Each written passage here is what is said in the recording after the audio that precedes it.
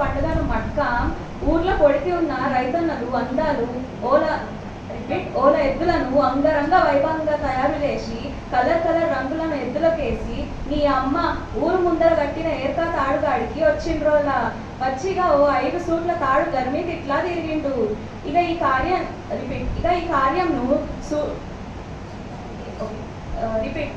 ఈ కార్యంను చూడనీకే ఊరు మండ్యాల గుంపులుగా వచ్చిండ్రు.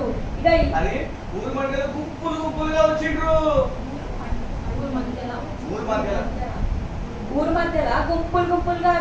అది హైలైట్ చేయమంటున్నా. అబ్బా అవునా, అది చెప్పరా, అదే కింద నీ మిస్టేక్ అవుతుంది. ఊరు మధ్యలో గుంపులుగా వచ్చిండ్రు.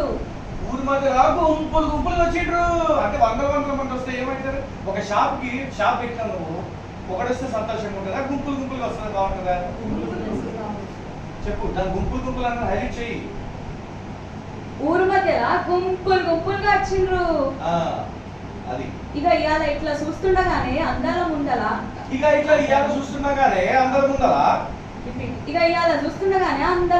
ఇట్లా శరణకోల తీసుకొని తాడును దెంపనీకే పోటీ పడిండ్రు. ఇక ఈ రైతన్న సూడుని శరణకోలను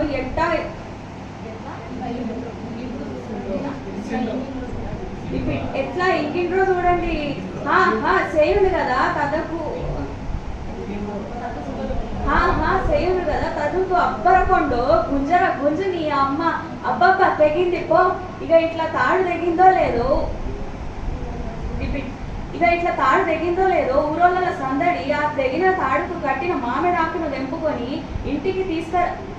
ఇంటికి తీసుకుపోనీకే ఎంత పోటీ పడుతున్నారో.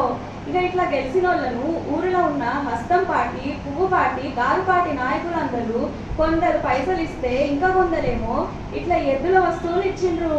కానీ ఏడాదికి ఓ క్యాప్